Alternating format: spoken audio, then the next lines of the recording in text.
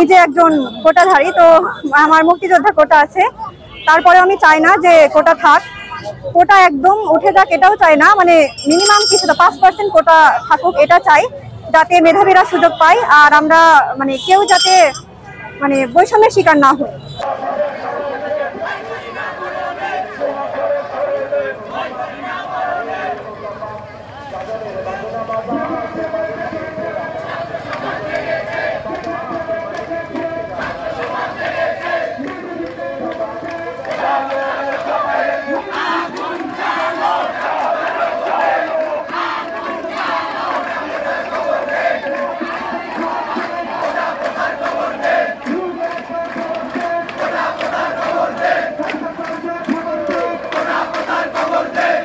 রাজশাহী বিশ্ববিদ্যালয়, রাজশাহী কলেজ, রামেক এবং রুয়েটের স্টুডেন্টরা সমন্বিতভাবে সারা বাংলাদেশে যে মিল রেখে গণপদযাত্রা আজকে আমরা অংশগ্রহণ করেছি এবং জেলা প্রশাসক মহোদয়ের কার্যালয়ে এখন আমরা উপস্থিত হয়েছি।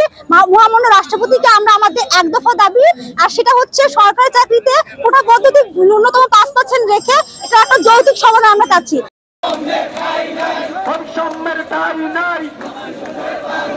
বঙ্গবন্ধুর বাংলায়